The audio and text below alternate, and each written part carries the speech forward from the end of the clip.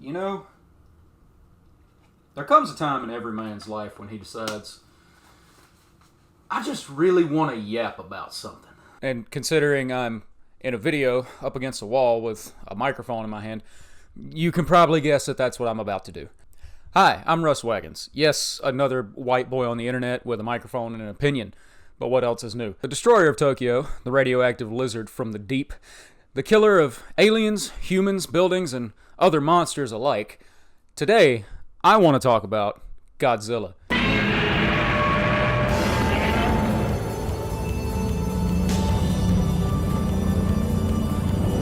Now, don't expect a super in-depth journey into the history of Godzilla and every movie and the historical significance of the filmmaking and all that. That's not what we're here for. If you do want that, check out Big Action Bill. As a matter of fact, I'll have his playlist linked in the description where he goes very in-depth about every single Godzilla movie, and they range from 10 to 15 minutes to an hour and a half. But honestly, the man did a great job going through all the movies. You should check it out. It's going to be much better than whatever this is.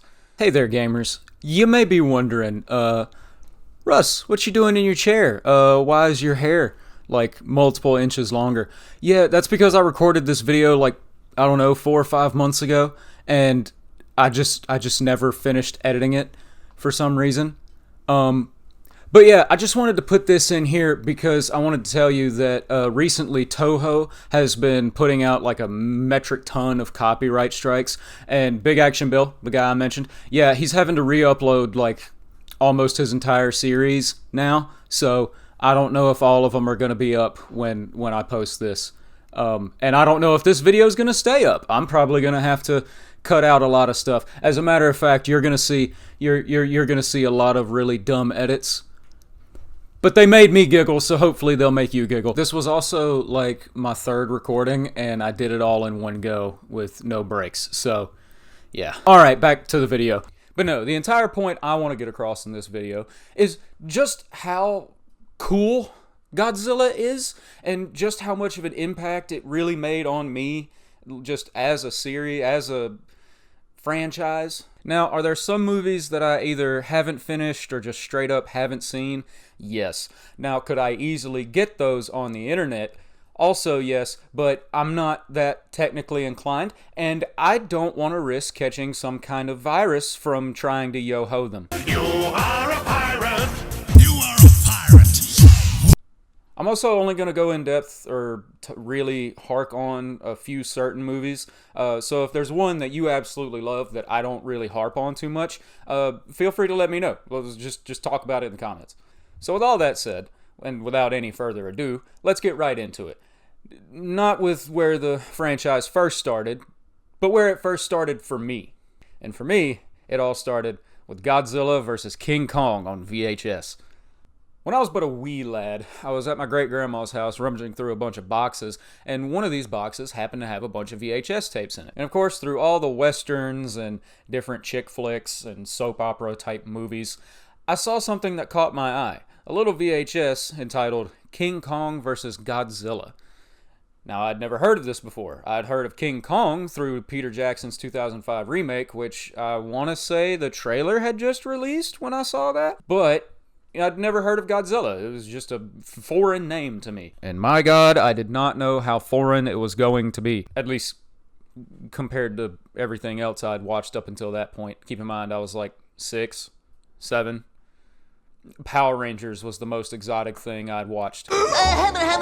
So I asked around to all the adults about what it was, and only one of them knew, one of my uncles. He said it was just a movie where a big lizard fights King Kong, who's a giant monkey.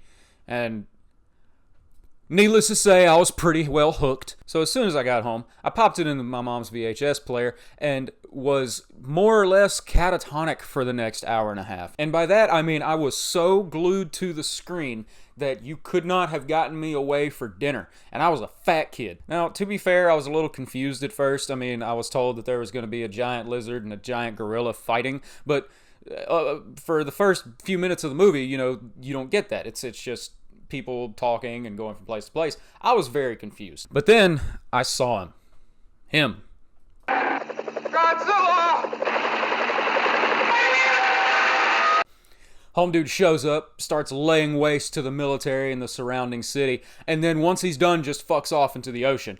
And let me tell you, I was so fucking hyped. Hearing the iconic screonk for the first time, seeing his atomic breath melting tanks and people scrambling to evacuate or try to fight back, it really got me going. Then we finally get to Skull Island and Kong shows up, and the first thing he does is beat the shit out of a giant fucking octopus.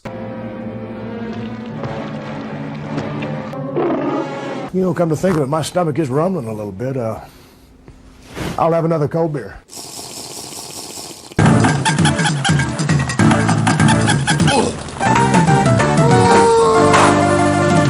And then later in the movie, they finally meet up. They start throwing hands, beating the dog shit out of each other.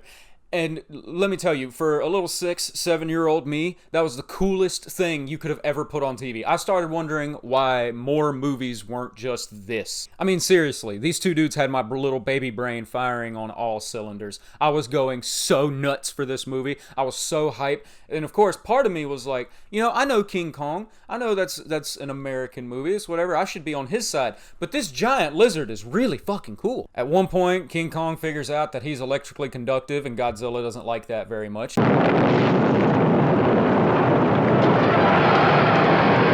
What? But then Kong also finds out that Godzilla can shoot basically pure radiation out of his face, and that kind of messes with his day a little bit. Of course, don't ask me how it works. The monkey has electric powers now. I'm here for it. I mean, at one point, Kong even shoves a tree down Godzilla's throat.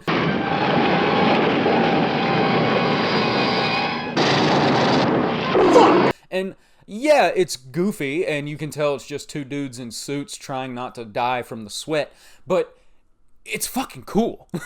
Now, don't get me wrong. Going back and watching them nowadays, you can tell they're not a huge cinematic masterpiece. I mean, between the questionable writing, the guys obviously in rubber suits, and the hilarious English dub, it's not exactly absolute cinema. Of course, to me it is, but...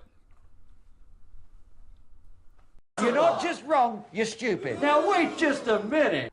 But yeah, to this day, no matter what, I love the movie. And it may be nostalgia, it may be rose-colored glasses, but not only was it a massive step in the direction that the rest of the series would take, it was also a massive step for me in the direction that my interests would take. Because what is cooler than two giant monsters slugging it out and the people in the background just trying to do their best? Like, it's just so genuinely rad. And when I was a kid, I could think of nothing else that was more rad. So I decided I was going to look for more. And more I would find. Now, I didn't immediately set out trying to find every VHS I could of every single thing with Godzilla on it. But there was this one time in a flea market where I saw a copy of Ebirah, Terror of the Deep, which is a Godzilla movie, and my mom wouldn't let me get it. She specifically said, wait until you find something you really want, not some stupid monster movie, even though it was $2. Thanks, Mom. But we did get a computer in the house soon after, and with a mid-2000s, shitty internet connection, and YouTube just starting to kind of grow and be a thing, I was able to find a bunch of different clips from a bunch of different Godzilla movies. And of course, seeing all these clips from all these different movies with all these different monsters, it made me want more.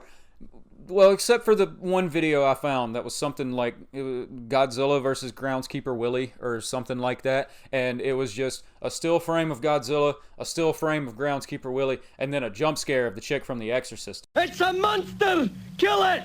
Kill it! Kill it! Yeah, that made me stay off of YouTube for a few days. I was a little bitch, I don't know what to tell you. But my second Godzilla film wouldn't truly come until a few years later, when I was at a family gathering, a little Christmas get-together, and we do this thing where we pass gifts around, and if you're the third person to get the gift, then no one else could get it. And I made sure that I was the third person to get a copy of Godzilla on DVD. Now here's the thing. It was Godzilla 1998. Now, to those of you Godzilla fans, you may know exactly what I mean when I kind of shrug and say that. But I was a kid. I was like 10. I didn't know what it was. I thought it was just another Godzilla movie. For those of you who don't know, it's an American version of Godzilla, the first American version of Godzilla, made in 1998, starring Matthew Broderick and that guy from Leon the Professional. Yeah, that's his name. I always forget the dude's name. He's a great actor. And of course, everyone likes to shit on this movie, and for very good reason. It's not the best movie in the world. It's also not really a good Godzilla movie. As a matter of fact, as a little kid, when I went to watch it, I put it in, and the first thing I noticed was, wait a minute, this isn't Godzilla. Wait a minute!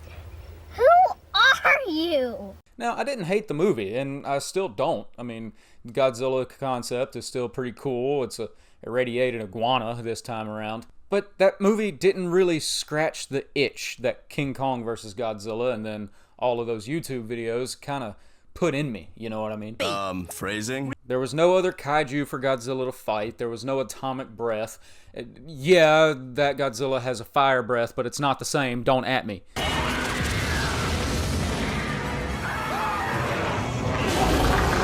And even more importantly, it just wasn't as cool as all of the clips that I had been seeing from all these other Godzilla movies. Now, I don't want to talk about this movie too much just because I got more I do want to talk about, and plus there's not much to talk about. I mean, the military comes in, they kind of end up taking care of Godzilla with some bombs and shit, which, no, this is a Godzilla movie. Those shouldn't be doing much at all. And I mean, there is that scene with all the other baby Godzillas kind of running around, and it turns into a Jurassic Park creature feature for a minute. Wrong floor. But I did kind of like the sequel bait ending, you know, like, oh, there's an egg that they forgot or didn't get or whatever. It's kind of neat. But anyway, my next experience with Godzilla would come in the form of a game. A game that, to this day, I will get very sweaty over. Skip forward a little bit, and we're making our usual weekend trip to our local video rental store. Now, for us, it was a little place called Movie Gallery, and you could rent movies, games, a few different things. They didn't let you rent like N64 games, but I didn't have an N64 or know what it was at the time, so that was okay with me. Nowadays, I kind of wish I'd been on the hype train when it was there, but you know. But I was browsing the PlayStation 2 section, and I saw a little game that, of course, grabbed my attention because it was called Godzilla Save the Earth. And that was my rental for that weekend, and the weekend after that, and the weekend after that, and I effectively just kept renting this game until I'd done everything that there was to do in it. And I don't just mean like playing every single mission and playing through the story a bunch of times. No, I picked every character, went through every challenge, went through every like campaign or whatever that you can call it. I played the shit out of this game. It had flashy visuals, it had cool sounds, it had all these monsters that I had never heard of. It was awesome. It was the tits.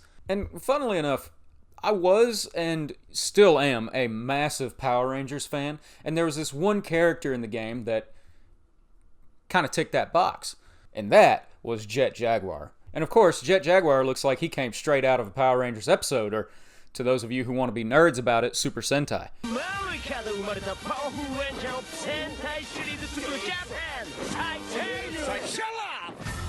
I saw him and I knew immediately that I had to play this character.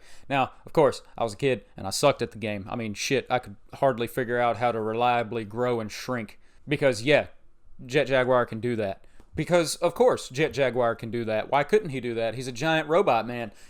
He's got superpowers. Fuck you, it's cool.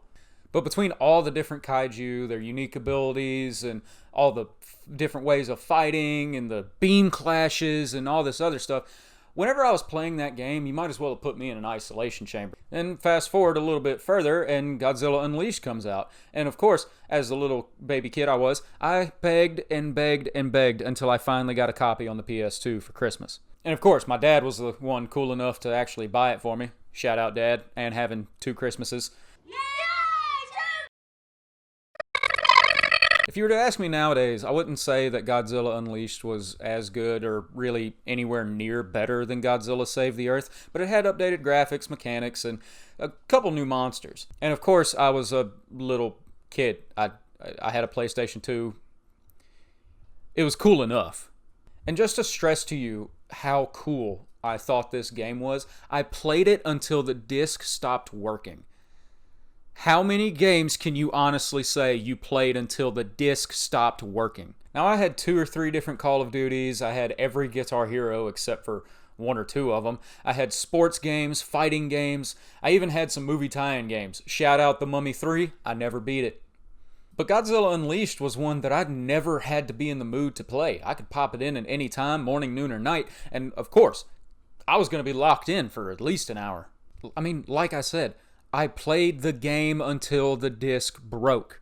That's how much fun I was having with it. And when the disc finally did break, a part of me broke with it. And the most heartbreaking part to me is that the only way I've been able to play it recently is by emulating it. I haven't been able to find a working copy, and I've bought 3 different copies since then. But I was able to find a copy of Godzilla Save the Earth for $5 at a little roadside flea market. And I say flea market, it was really just one of those like roadside pop-ups with a bunch of different people selling a bunch of different stuff. There was this one old Asian lady who had a few tables full of DVDs and VHSs and games and stuff like that, and they were all $5 a piece. But she did tell me if I bought like 5 or more games, they'd only be $2 a piece. And my mom said no. So thanks for stifling the dreams once again, Mother. I could keep going on about the games, you know, all the different side missions that you can do, or bonus modes, and all the different kaiju, and all this other, but I really don't want to waste time talking in circles, and like I said, this isn't an in-depth dive into any of these. Okay. I say it's not an in-depth dive, but there are 2 movies in particular that I really, really want to talk about. And they're arguably 2 of my favorite movies in the entire franchise. Well, one of my favorites, and then my all-time favorite.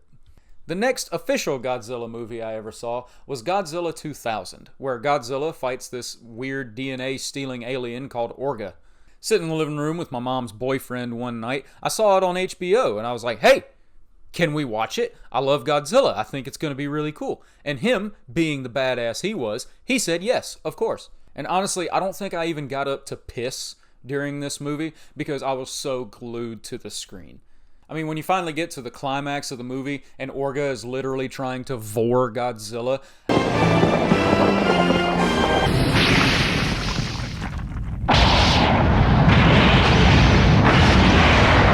I was going nuts. And my mom wanted to change the channel, but we told her to shut up and go in the other room because this was some man shit. We didn't actually talk to my mom that way. I mean, rest in peace, Mom. I love you, but, you know, you can't stop the dream now. And of course, I had no way of knowing at the time, but Godzilla 2000 was the start of an entire new era for Godzilla films, specifically the Millennium era. And quick aside, the Japanese Godzilla movies do have different eras in which they were made. So first you got the Showa era from 54 to 75, then you got the Heisei from 84 to 95, and then the Millennium from 99 to 04. And then most recently, starting in 2016 with the movie Shin Godzilla, you have the Reiwa era. Reiwa? I don't know, this. And this era mostly consists of the animated Godzilla films that Japan's been putting out, namely the ones on Netflix. That, Shin Godzilla, and more recently Godzilla Minus One. Now, you may be thinking that this era also includes the American Godzilla films, but you'd be wrong. If you'd have paid attention, you'd have heard I said 2016, not 2014. Because Japan has this weird superiority complex when it comes to their Godzilla films. Like, nothing can get lumped in with the rest of them, even though recently the American Godzilla films have been destroying in terms of how much money they make. But, I mean, to be fair to the Japanese, they've got the better track record. They've made the most movies, they've made the best movies, and they've been doing it since the 50s. Now, personally, I'm torn between the Heisei and the Millennium era as to which one's really my favorite, mostly because both of them have, like, the most iconic and badass Godzilla moments you'll ever see. But my favorite Godzilla film is the one that capped off the Millennium era. It was the last Godzilla film made in Japan until 2016 with Shin Godzilla. And this movie is filled to the brim with goofy, over-the-top action. There are mutants, there are monsters, there's a plot that hardly makes sense, and there is the single most badass person in all of film, television, the real world. It's Don Fry. Those who know him call him the Predator. When I step into the octagon, my opponent will become my prey. I have the plan. I was carrying the flag on a pole to properly, 8 fights, so it'll be interesting. Oh, Good takedown by Pennsylvania Dutch, Irish, Scottish, Cherokee Warrior.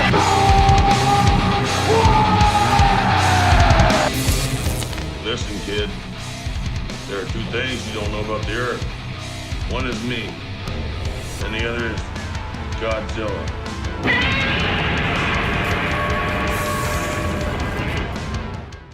And if you've guessed it, props to you. We're talking about Godzilla Final Wars. But this is the one where Godzilla fights them all. He wakes up from an ice nap, incredibly pissed, sees that there's a bunch of aliens fucking with everything, and he just decides to start throwing hands. It's on sight in this movie. And holy shit does he throw some fucking hands in this movie. Quick synopsis for anyone who hasn't seen it. This movie has its own continuity, which, talking about continuity in a Godzilla film is kind of useless. Because all of the movies either have their own continuity or they go off of a continuity from one of the other movies before it, not necessarily the one that came directly behind it. Most of them tend to go off of the original, some of them go off of Godzilla Raids Again. It's kind of a mixed bag. And the origins for this one kind of follow the rest of the Godzilla films, so nuclear testing and all this other starts waking up all these monsters from beneath the earth, with Godzilla being the first and most prominent. At some point along the way, humanity decides to start the EDF, or Earth Defense Force, to specifically combat these monsters. They manage to trap Godzilla under some ice, and Homeboy lays there dormant for the majority of the movie. But after that happens, for some reason, a bunch of mutants just start showing up, and the EDF says, you know what? They'd make great fighters. Their name, the M Organization. So the EDF starts rounding these mutants up and recruiting them into their force to help fight against these monsters. All the while, they're developing new technologies and all these wacky weapons to help get rid of them, like the Mazer.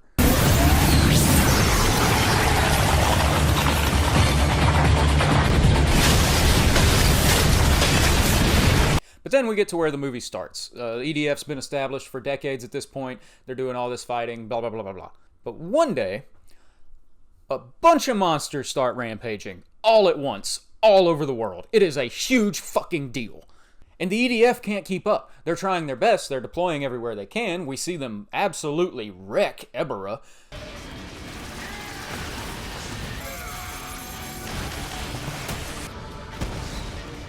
Rip the big crawfish, homie. Bro, it is 6 o'clock in the morning. What are you doing on my porch?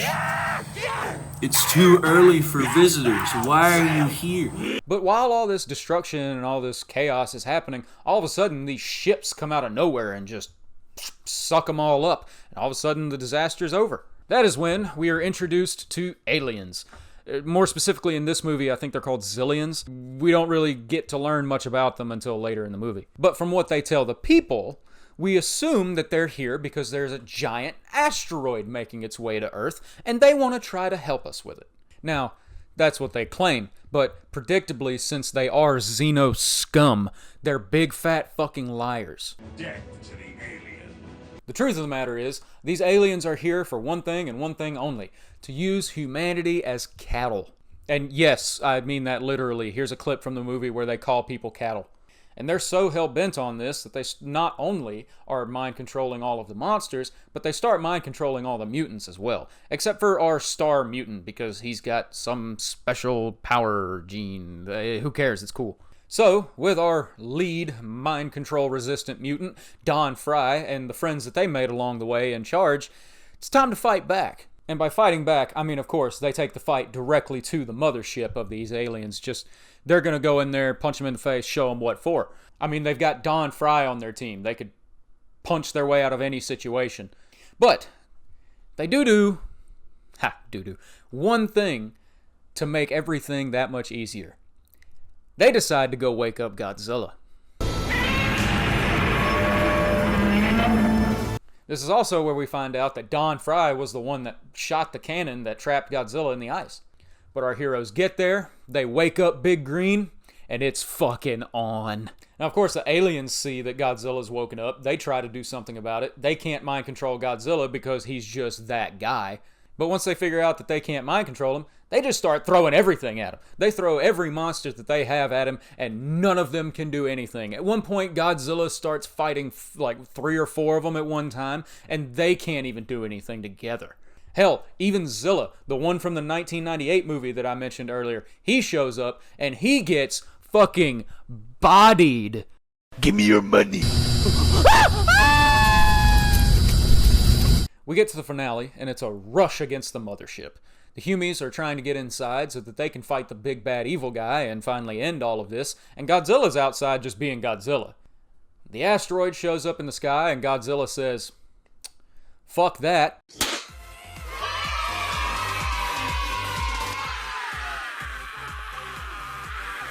Gets rid of it, and turns out it wasn't an asteroid. It was a secret monster called Monster X.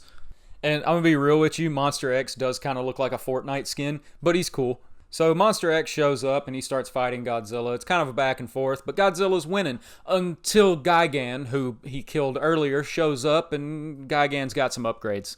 And since Gigan and Monster X are both bitchless little dweebs, they gotta team up on Godzilla and start getting the upper hand. Until the queen of the monsters, Mothra, shows up. So Mothra does her job. She kills Gigan. Meanwhile, the people finally get into the main room of the mothership, and we find out that the reason our main mutant can't be mind controlled is because he's a part of these higher beings called Kaisers. So our main alien bad guy gives some of his Kaiser powers to Monster X and turns him into Kaiser Ghidorah, who is a 4-legged, 3-headed, flying sack of shit. The type of sack of shit that the homeless guy beats you with. And beat he does. He just starts wrecking Godzilla, like it's not even close. Until our main mutant kind of gets the idea to give some of his Kaiser powers to Godzilla, because magic. After he does this, Godzilla promptly turns around and beats the ever-loving dog shit out of Kaiser Ghidorah. Kaiser Ghidorah gets destroyed, they kill the main alien dude, blow up the mothership, and everything's great. Until Godzilla realizes, wait a minute, you fuckers put me in ice. Time to put you on permanent ice. Oh, shit! But then Godzilla's kid, Manila, who we've been following around as like a side story for the movie, he shows up, grows big, looks at his dad, and was like, "No! Humans are cool." Okay. Godzilla and Manila walk off into the sunset, and the movie's over. Great ending. The end. Now, there's a metric ton I skipped over, especially the best scene in cinema. You'd hit a woman. Yeah. Now, at the end of the day, Final Wars is my favorite Godzilla movie. It's also the only Godzilla movie that I've forced my friends to watch that they actually enjoy. And I have forced them to watch a lot of Godzilla movies. Release me! But, I mean, there are more than 20 different Godzilla movies that I just didn't touch on. That being said, I do want to mention a few of my favorites. You've got Ghidorah, the 3-headed monster, Destroy All Monsters. You've got the acid trip that is Godzilla vs. Hedorah. Then there's Godzilla vs. Megalon, where Jet Jaguar shows up with his own fucking theme song. Roll that puppy, Cambot. Jet Jaguar, Jet Jaguar, Yatta Jaguar. Godzilla vs. Biollante, featuring My Queen. You got Godzilla vs. Space Godzilla, which introduces both the angel and the devil on my shoulders. Then you have Godzilla vs. Destroya, where Godzilla's internal nuclear reactor starts going on meltdown. Then you have the rest of the Millennium era of movies, which are all bangers, especially Godzilla Against Mechagodzilla and Godzilla Tokyo SOS. These two are some of the few where the one right before it, yeah, that's the continuity. It's also got my favorite iteration of Mechagodzilla ever, Kiryu. I hope I said that right. Nerd!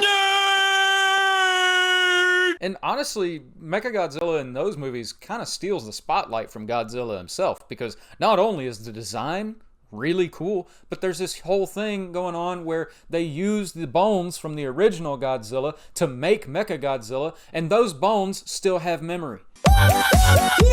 And then you've got all the modern movies, from Shin Godzilla to the American movies to the absolute masterpiece that is Godzilla -1. They're not all perfect 10s, but I love them all. And of course, I could keep talking ad nauseum for hours on Godzilla, the entire franchise, each movie that I've seen, why I love each movie so much for different reasons. But really, at the end of the day, there's a Godzilla movie for everyone. And I say that to say that Godzilla isn't for everyone. I mean, not everybody's going to be super interested in a giant radioactive lizard going around breaking stuff while people scream. And then, of course, there are the ones where it's mostly people talking and doing stuff, and unless you're a dork, you really don't care. But when I say there's a movie for everyone, there really is a movie for everyone. If you want something a little easier, something for kids, there's plenty of those. If you want something that's filled to the gills with action and monster fights and all this, well, there's plenty of those. Hell, there are even some Godzilla movies in the Heisei era that are really grim. And they're all completely valid movies. They all have their own credits, and even if it's just for how dumb they can be. And I'll be honest, if you want to go through the entire Godzilla series, you're going to have to wade through a lot of dumb. Rock and roll McDonald's! Rock and roll McDonald's!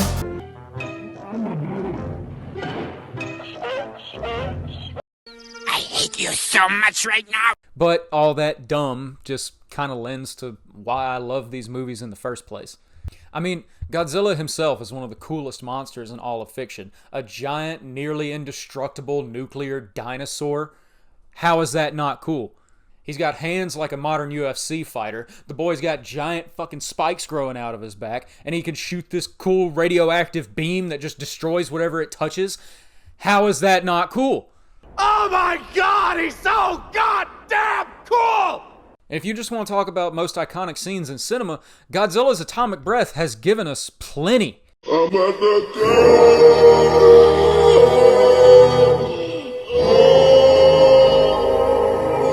Not to mention all the other kaiju and all the other fights that he's in. But with most of these movies, no matter how the odds stack against him, Godzilla always comes out on top. Or well, except for the couple times where he's been defeated or just straight up murdered, or like I mentioned in Godzilla vs. Destroyer, where homeboy just blows up. But, I mean, then again, what's a good main character without a few failures? But there's something that gets lost nowadays, especially for all of the cheap criticisms that people like to throw at movies, no matter how good or bad they are. They're mostly nitpicks. But what ends up getting lost is the rule of cool. And no one really understands the rule of cool quite like the Japanese. And when I say no one understands it quite like the Japanese, I have a few examples. Namely, the Godzilla movies, a bunch of video games like Final Fantasy and Asura's Wrath. You've got anime like Dragon Ball, Naruto, Baki. And you even have adaptations of American works like the X-Men animated show or fucking Transformers. And don't get me wrong, it can be very important to criticize these things and pick out where they fail, where they could do better. All of that just kind of loses the essence of this is fucking cool. I mean, hell, I mentioned Baki. You think Baki always makes sense and has a perfect narrative? No, it's just a bunch of dudes with muscles bigger than literal guns going around beating the shit out of each other and jerking off over who has the best technique. But watching a bunch of buff dudes beat the shit out of each other is rad, and you cannot convince me otherwise. As a matter of fact, here's Don Fry doing that exact thing. So for me, as long as Godzilla movies keep coming out, I'm going to keep watching. And I know they're going to make some stinkers along the way. I mean, shout out Godzilla 2014 for being the darkest movie I've ever seen. But for this white boy, there are only a few things that are as cool as the King of Monsters on the big screen. Alright, so this is supposed to be the finale bit of the video, and I don't really know what to do, so I'm just going to yap some more. Thank you so much for watching. I genuinely do hope you enjoyed listening to me yap about Godzilla for however long this video ends up being. Let me know your thoughts about the video itself, let me know your thoughts about Godzilla, and if there's a favorite movie of yours that I didn't talk about, let me know. And if there's any other series or franchises that you might want to hear me yap about, shoot me in the comments. So, with all that, hit the like button if you enjoyed, or don't, I'm not your dad, and subscribe if you want to hear me be autistic about more things in the future. Until next time, I'm Russ Wagons, and I'll see you later. Okay, that's an hour of recording. We might have a video somewhere in that hour of recording, but I doubt we do. I don't know who I'm talking to. It's just me and the dog here and the camera, and I don't. I'm gonna press the button now. That button doesn't do it anymore. I gotta push the actual. I gotta use the mouse. I gotta hit this button. And then at one point during a fight with Godzilla, the ADF. I keep saying A. I need to say E. EA Sports. It's in my ass.